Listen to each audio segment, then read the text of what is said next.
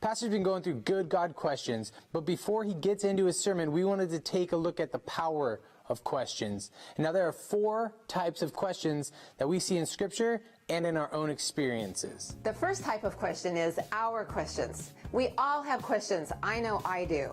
And we ask these questions for 2 different reasons. First of all, when we're truly seeking, when we're confused and we have a problem, when we need God's guidance and His wisdom, and we're really asking because we need to know. And then secondly, we ask questions because really we're trying to defend ourselves or justify ourselves, and we're trying to squirm out of something. That does not please the Lord. But He's never upset or intimidated when we come to Him with a question. But what He does care about is why. The second type of question are the questions of human inquiry. These kinds of questions allow us to discover things that were previously unknown. These questions drive us to unlock secrets and uncover mysteries. We gather information, and if we're in a legal sense, we learn how to build a case.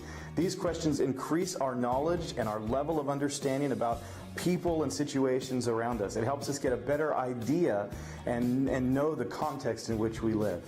The third type of question is God's questions. You see, in this series, we learned that God's questions are designed to bring us out of the dark and into the light. Another thing about God's questions is that He doesn't ask the questions in order to find out more information. Our questions are not meant to help Him. It doesn't work that way.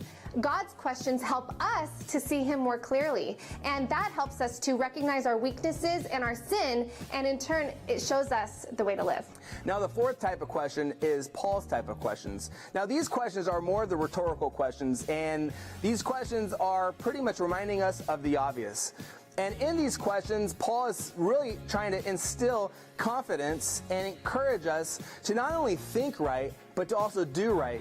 And when we can do that, we can see the path that we are on that might be wrong, and it propels us to be on the right path of obedience. Now please welcome Pastor Mark as he continues his series on questions and the first of Paul's questions.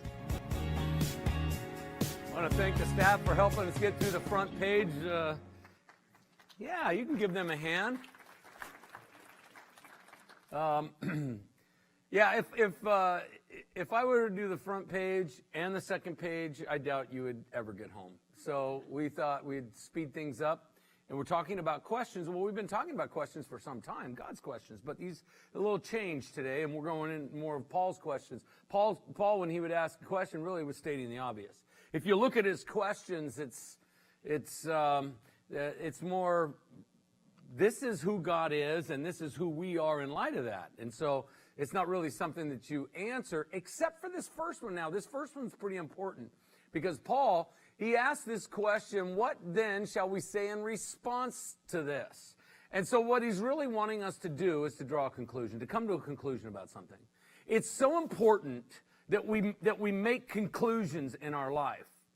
You know, a lot of us, if you're like me, I've started a lot of projects. And I've finished some of them, right? We start a lot of projects, we get going, and then we get tired, or we get bored with it.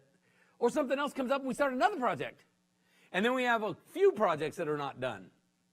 And there's nothing so peaceful and nothing so encouraging or give you rest like finishing what you've started. Actually getting something accomplished, getting something done. Because what happens when you finish a project? I had a little project yesterday.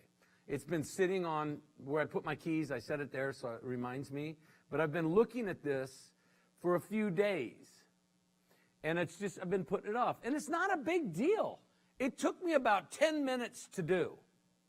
But I probably gave it at least 10 minutes of, oh, I got to do that. Oh, I got to do that. Oh, I got to do that. You know, moving the clocks forward, that's coming up. I hate this. Why don't we just stop with this? I don't mind moving the clocks forward. No, is it forward or back? No, you fall back. I don't mind the fall back because you get an extra hour, right? But the spring forward, I mean, come on. I don't want to, it's early. Anyway, we have one clock in our house. I hate changing the clock. It's a bigger clock. I got to get a ladder out to change it. And so sometimes it'll be an hour off for months. And then it's at that point you say, well, we're going to change the clocks back in another 2 months, so I'll just leave it, and it'll be right again. Right? But these little things, they're little projects, little things you have to do that kind of nag at you. And if you just would do it, it'd be done. So yesterday, probably because I was thinking about this message, I just did this little project that I've been putting off. And it didn't take me that long. And I got done, and it was off of my stoop where I put my keys. It was gone. And it was out of mind. I didn't have to think about it anymore. I didn't have to I got to do that. I got to do that. And so there's just things in life that when you can come to a conclusion or when you can finish it, then it's done. Well, when it comes to our life, when it comes to what we're to do and what God wants to do in us, Paul wants us to come to some conclusions about things. And then we're done with it. I remember when I was pastoring in Williams, Arizona. And there was a guy in the community. He was the head of the gun club, and he was a highway patrolman, and he trained the highway patrol in firearms and shooting, and he would set up these shoots. And I mean, this guy was a mountain of a man. I mean, he was a big man, and he was just, I mean, everybody in town knew him. I mean, he was like, in a town of 2,000. Anyway. So he's this big guy, and he's well known. He was, rough and tumble, rough rider kind of dude, And then he ended up getting saved just a couple months after I got to the town. In fact, I was fortunate enough to lead him to the Lord. And man, that kind of turned the town of Williams on its head a little bit. That this guy, I can't give you his name, but that this guy came to Christ. But I remember, he was just so excited about the Lord. And I remember he asked me over to his house, and I'm sitting I can just see it to this day. I'm sitting at his dining room table with his wife and their 2 sons, teenage sons. And he goes, now look, you got Sunday morning church, you got Sunday school, and then you have Sunday night church, and then you have Wednesday night church. He goes, why do you have so much church? I mean, why, because he grew up without any of it. And I said, all these are, that each one of them is just an opportunity for you to grow in the Lord. It's just, all they are, they're designed to give you an opportunity to serve the Lord. As I was saying that, I'm thinking to myself, that's a pretty good answer. And so I'm patting myself on the back, and I'm thinking I just gave him a great answer. And his response really shocked me. He looks at it and he looks at his wife. Well, that's what we're going to do then.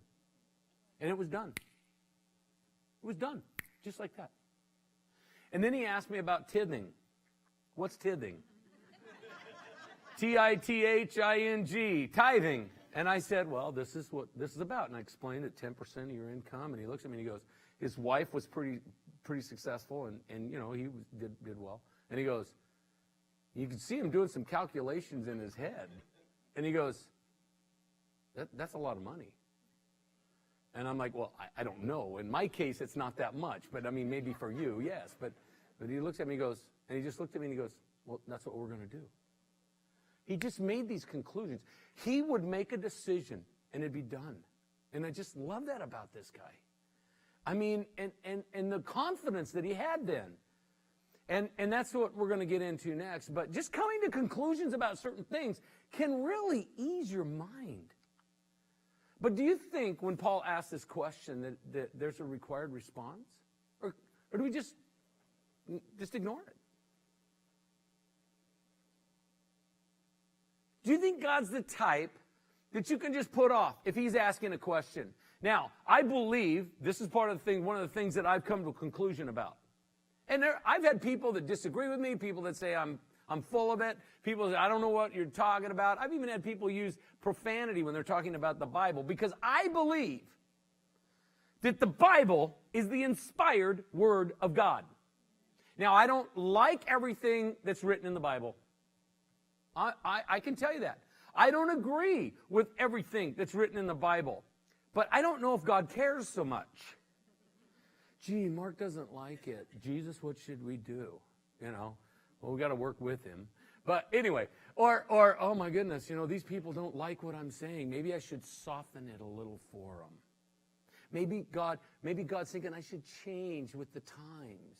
But you see, the thing about truth, it doesn't matter what year it is. Truth is always truth. Truth is always truth. I believe that the Bible, from Genesis through Revelation, is truth. That's my personal belief. That's what I've come to a conclusion about. But there's a lot of people that think that, I don't have to come to these conclusions. I don't have to look at what that's being said. I can ignore it, It's like there's so many people in this world. God is speaking and they're doing this. La la la la la la la la la la la la la la la la all their life. They just don't want to hear it. I hope that wasn't too annoying for you. It was annoying in my head. But that's what people are trying to do. They just don't want to hear it. But if God's asking, how long can you avoid the question? What do you say in response to what God's saying?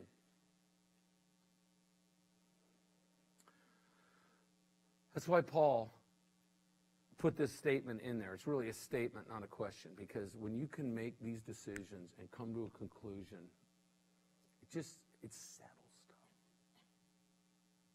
It doesn't make you perfect. It doesn't clear up all your problems. It doesn't take away all your pain. But it certainly gives you a measure of peace like you've never known before. That this is what I'm to do. This is who I am. This is why I'm here. And this is what I do. That's it. But I know many people. Look, I know people that believe in Jesus Christ, and they're doing everything they can to shut the thought of him out of their minds until just before they die. And then they're going to, Jesus, save me. Oh, Jesus, I love you. Jesus, come into my heart. And you know what? God's going to honor that. But a lifetime that they lived without the peace of God. A lifetime they lived without having confidence of coming to some conclusions. Boy, but when you I'm getting ahead of myself. We can't shut God out of our minds forever. He's not going to allow it. God is going to get your attention. Doesn't Paul's question reveal the need for an answer from us? And doesn't God deserve one? If anyone deserves an answer to a question in all the world, it's God. God deserves an answer. But you know what's interesting about this? God doesn't need our answer. It's not for him that you answer this question. God doesn't need anything. This is what is said about God.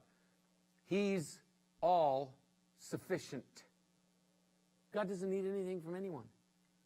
He doesn't need your money. He doesn't need you to pray to him. He doesn't need your worship. He doesn't need your service. He doesn't need you to be righteous. In fact, one of Job's friends in the book of Job said to Job, what does God need your good works for? What does he need your righteousness for? It does nothing for him. God is all sufficient. He has no needs. We have needs. We are the ones who need to answer the question so it settles our heart and gives us peace. Coming to a conclusion about our purpose on earth, why we're here, what we're doing. That's really what Paul is wanting us to come to.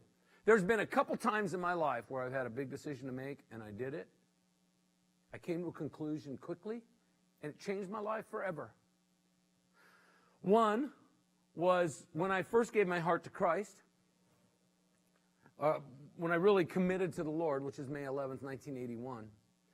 I committed my life to the Lord, and that night the Lord spoke a few things that I was to do, and I did those things without hesitation, without equivocation, without debating, without asking my parents, without asking a friend, without phoning a friend, without consulting anyone.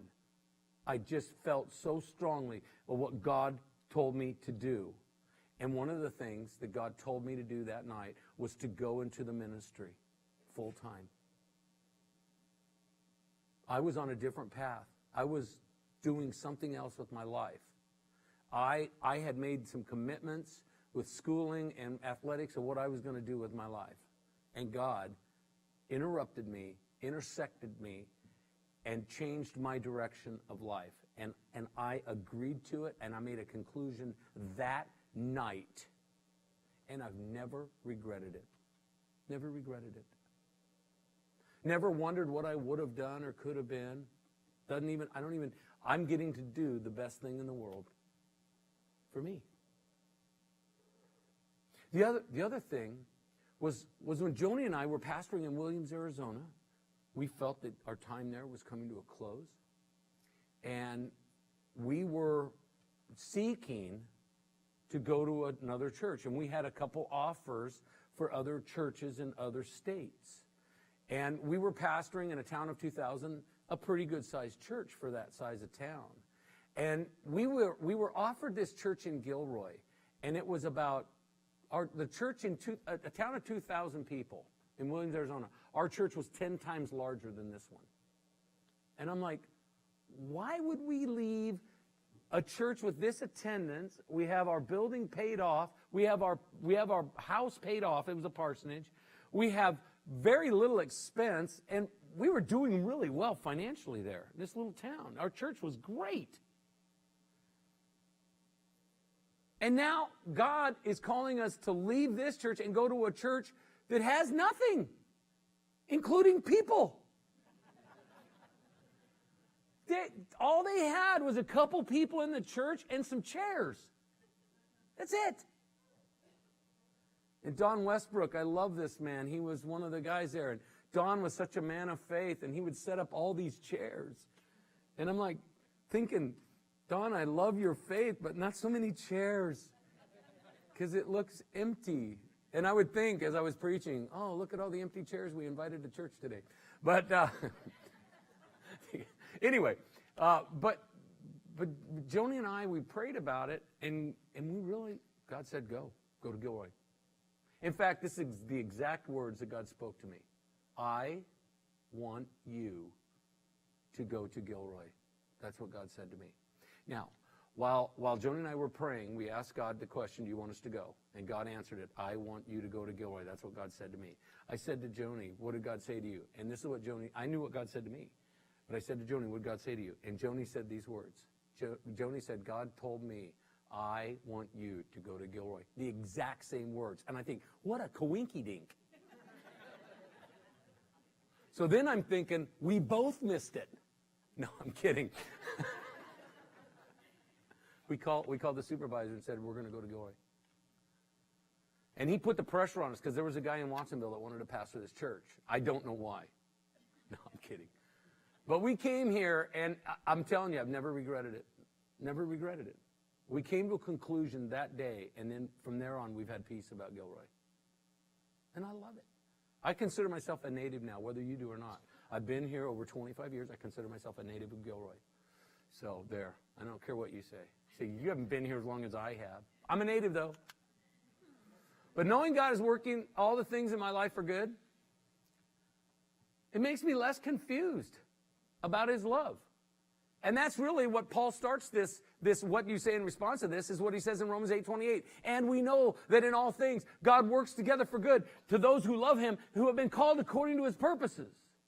So because I've come to a conclusion that God is working everything for good in my life, here's what I know. That even when bad things happen, things I don't like, things I don't deserve, things I don't feel I should ever have to go through, but when I go through them, I don't question whether or not God loves me because I've already come to the conclusion that He's working everything out for my good. And so I know He loves me, and I'm convinced of His goodness in my life. And I've gone through things. I could fill a room with reasons why I couldn't give forgiveness to someone, or why life is unfair. And we all could, every one of us could. But I can tell you this, as I've looked back over my life, all those negative things have done things for me that have turned out for good in my life. When you know that you know that you know that you know, nothing's going to rattle you. In the first couple years that Joni and I were here at in GIlroy, the church was struggling financially every month. It was like whether or not we were going to get a paycheck or not, because we would pay ourselves last. We had to pay our rents. We had to pay our our taxes. We had to take, all these things. And we didn't have any staff at the time. And Joni and I were like the last ones to get paid. And what was left over, we got. And sometimes there wasn't any. So we didn't get paid.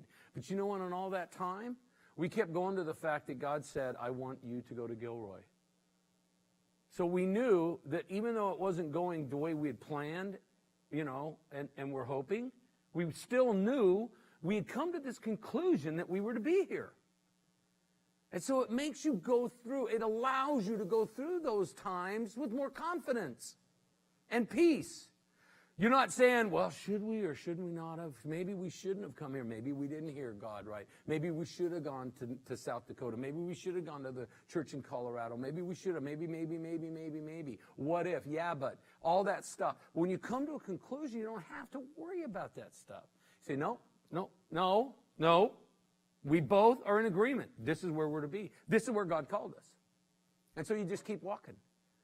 You just put your head down and keep walking. And you trust, and you're not rattled. But man, if we were debating and vacillating and going round and round like some people do about things, should we go to church or should we not go to church? Do we feel like it? Do we not feel like it? You know what? When you make the decision, this is what we do, then you do it. Then you don't have to wonder. You don't have to debate every Sunday morning what you're doing on Sunday morning. You just know what you're doing.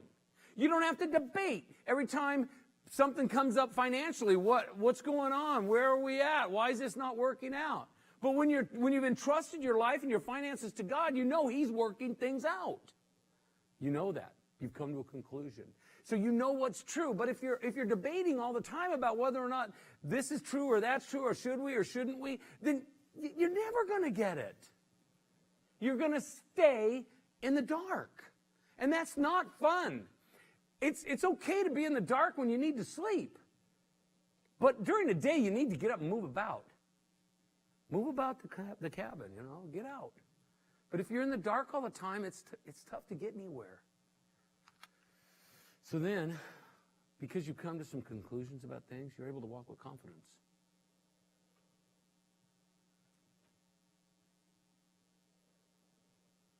I don't walk perfectly. I stumble. Every week, I end up stumbling about something. I fall in this or fall in that, and get this attitude or get this little thing, right? We all do. I mean, well, maybe you don't, but it doesn't matter. I mean, we all struggle with stuff, right? And I struggle with stuff just like you. But I don't struggle with God's love for me. I don't struggle with His forgiveness. I don't struggle with my place in His family. And although I don't walk perfectly, I do walk in confidence that if God is for me, who can be against me? 2 Timothy 1:12. Now I want you to remember, Paul wrote Romans chapter 8. He also wrote 2 Timothy 1:12. And here's what he said, I'm not ashamed. See, that's a man who's confident. That's a man who's come to some conclusions about things. And he says, I'm not ashamed because. He's going to give you the reason why he's not ashamed. I know whom I believed in. I know whom I believed. And am convinced that He's able to guard what I've entrusted Him against that day.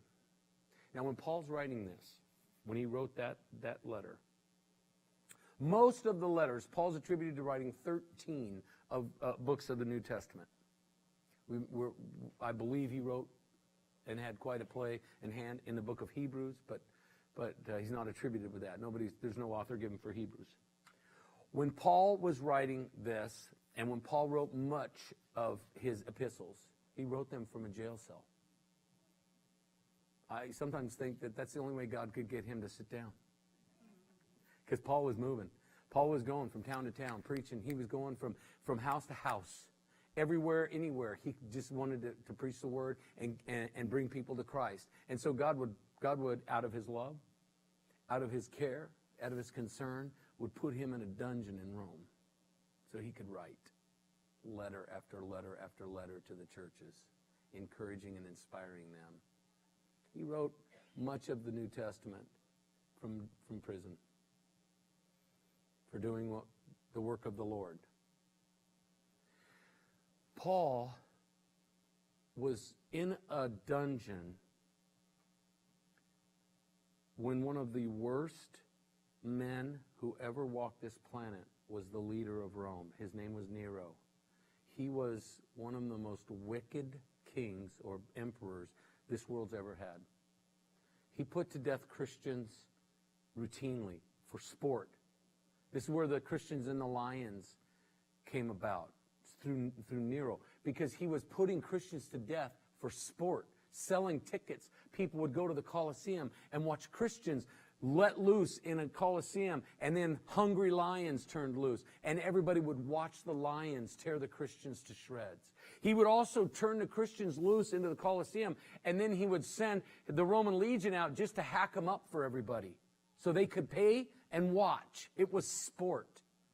And Paul's telling us about confidence. Paul's telling us about the conclusions that he came to and what he was convinced of while he's underneath this wicked ruler. They finally had to put Paul to death. The main reason Paul was put to death, they beheaded Paul. But every day that Paul was in prison, he wondered if the guards were coming that day to take him away. So he was furiously writing letters to the churches to encourage them because he didn't know how many letters he was going to be able to write.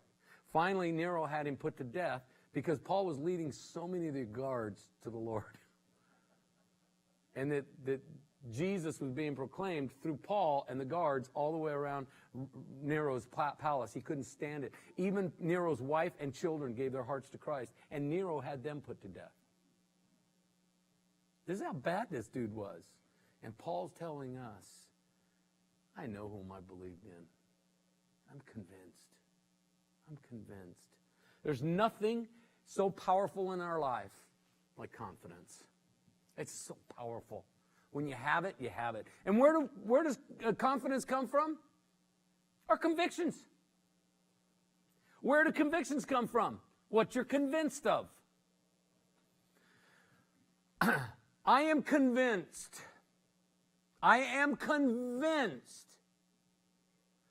that regardless of who the President of the United States is and will be, I am convinced that God's still in charge of my life. I'm convinced that regardless of the economy, I'm convinced that God has plans for me, plans to prosper me and not to harm me, plans to give me a hope and a future. That's Jeremiah 29:11. I'm convinced of that. I'm convinced that He is my Lord, He is my God, and my times are in His hands, regardless of who's in the White House, regardless of who's in Sacramento, regardless of who the mayor is, regardless of our Senate and Congress, regardless of the Supreme Court. God is my judge. God is my Lord. And I'm in Him, and He is mine. I love what Solomon said in Song of Solomon. It says, I am my beloved's, and He is mine. His banner over me is love. Man, convinced. I'm convinced. Confidence is that no fear, no doubt, we're going to win attitude that actually puts you in the winner's circle. And I think every one of us want to be winners. I mean, name me a person. Who wants to be a loser? I do. I like to be a loser. You've succeeded. No, nobody wants to be a loser. We all want to be winners. Well, when you have confidence from your convictions, because you've made some conclusions, that's what you're going to have. But man, if we're unsure, if we're insecure about what we know is true, here's the deal. Everybody's opinion plays a part. And you're tossed back and forth by wave and wave after wave of other people's opinions.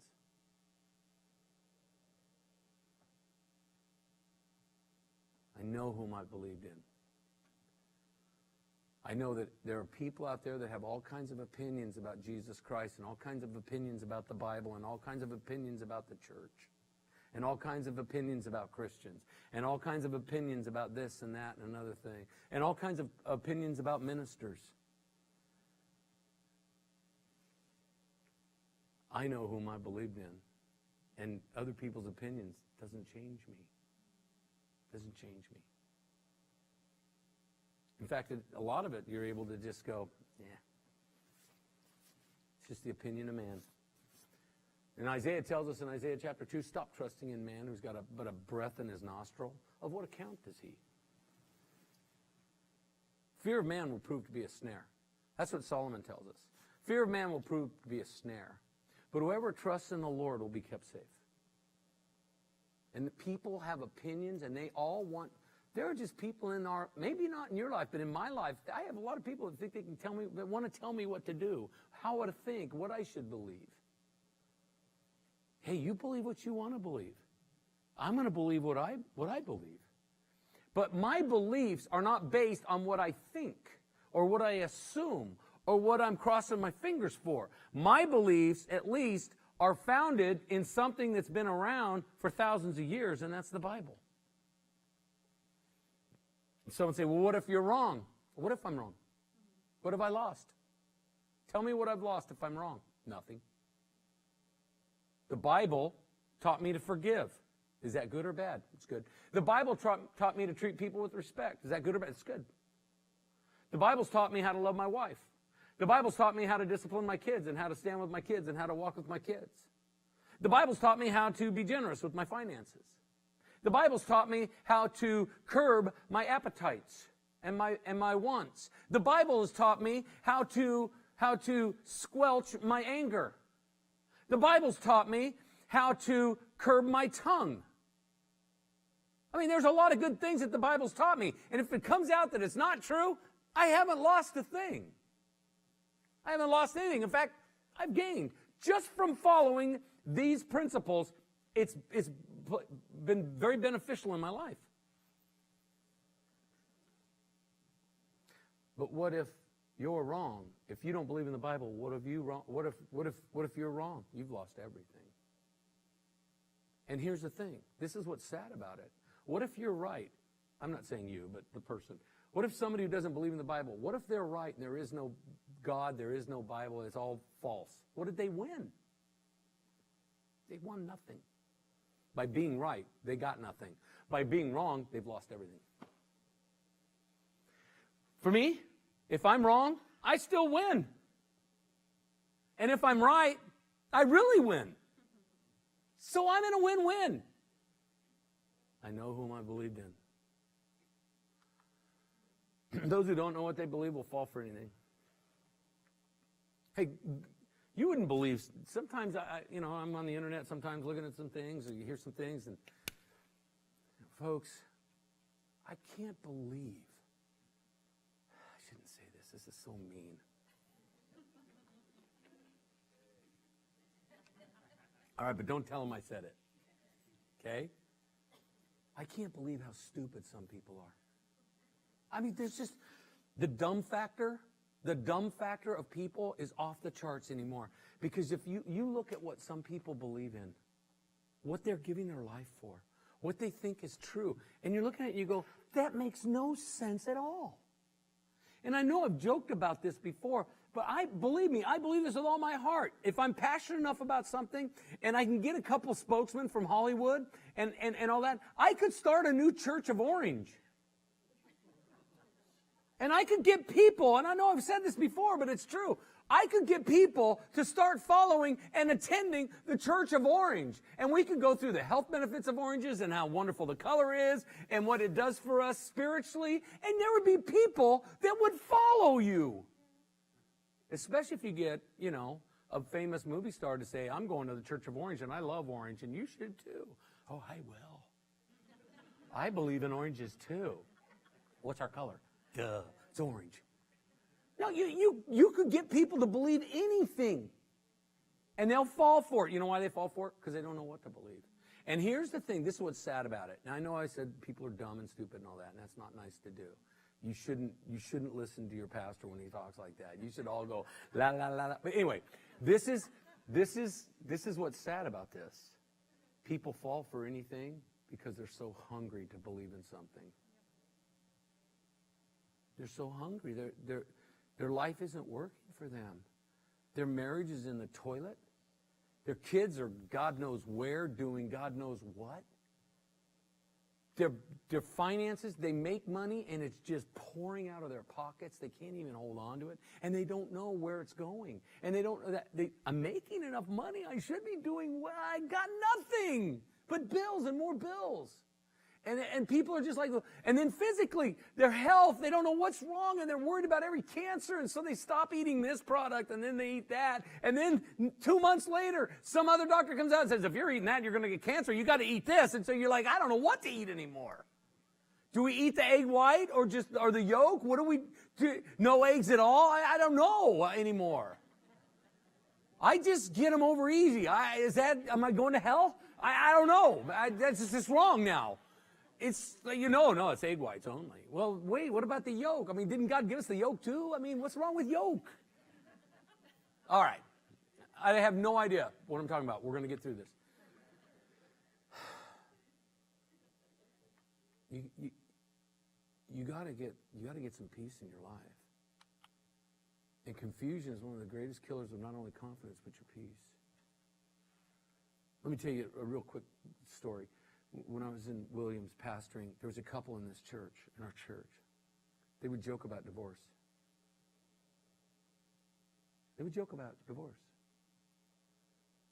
But when they were joking with you about divorce, in fact, when I was counseling them in private, they would fight about. And whenever they'd get in a fight, one of them would bring divorce up, and they used divorce almost like a little leverage. And they divorce. How many of you think they're still married today? My wife and I came to a conclusion when we got married on June 19th, 1982. We came to a conclusion. We do not talk about divorce. We do not joke about divorce. It is off limits in the Wilson family. Wilson law, no divorce. We don't even joke about it. We don't snicker about it. We don't talk about it, period. It is never an answer for us. Now, there's other people it is. And God still loves whoever's been divorced, okay? But here's the thing. I'm just telling you the conclusions that Joni and I came to. So when we get in a fight, when we have an argument, one thing we know, we're going to get through it. We're going to get through it. And we're going to work it out. We're going to talk it out so we can work it out. That's what we know. And I hope that some of you or somebody out there is convicted by what I'm saying right now, because you've been joking about it and also using it as leverage, and it's wrong. You need to come to a conclusion about the vows you made if you want to be happy in life. Because you think that finding somebody else is going to be the answer for you? Are there two people on earth that would say yes to you? I'm kidding. Now, it's a lot easier for Joni to come to a conclusion like this because she married me. And so she can't do any better. She already knows that. She's come to this conclusion that I have married the perfect man. And I do everything I can to keep her brainwashed about that. But there's peace in our marriage. That doesn't mean we don't fight. We had a fight the other day. I don't even remember who won, but I think I did. I like to think I won. But I think really I lost. But listen, even when we have a fight, we have peace. We're going to get through this. And let me tell you, here's the other conclusion we came to. We do not go to bed angry at each other. We do not let the sun go down while we're still angry, lest we give the devil a foothold in our marriage. That's Ephesians chapter 4. So we even though there's a ball game on, I will pause and we will get it worked out until we can both go to bed without anger. This is what we do. Then we have a lot of peace. But most people are confused because they can't or they won't make a decision. So they keep vacillating, keep going round and round, keep bickering and fighting and asking, calling up people, what do you think I should do? What do you think I should do? What do you think I should do? And you get 15 different answers, and then you're even more confused than you've ever been. That's why we need to answer this question, so we can be clear about some things and clear some things up and instill some confidence in us. There's so many things that I don't understand in life, but there's some things that I have zero confusion about. Who my maker is. Not confused. Why I'm here, not confused. What I'm to do, not confused. Tomorrow morning when I wake up, I'm not confused about what I'm going to do with my day. I already know it's starting out with the Word of God, period. That's the conclusion I made. But knowing God is for us, He's with us and working in us, shuts out the fears and the doubts, securing our heart and mind. I love Isaiah 26:3. God will keep those in perfect peace whose mind is steadfast on Him. That's steadfast. You know what makes you steadfast? Coming to a conclusion. So because I've come to some conclusions about God, my mind is steadfast. I'm not wandering back and forth or doubting or vacillating and all that stuff that'll drive you nuts. Bow your heads. Father, I know whom I believed in. I'm not wondering what to do. Next Sunday, I'm not wondering what I'm doing next Sunday. I know what I'm doing. Tomorrow morning, I know what I'm doing.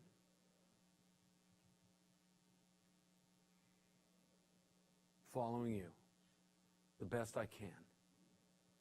Because you're the only answer for my life. And I'm convinced about that. In Jesus' name. God bless you.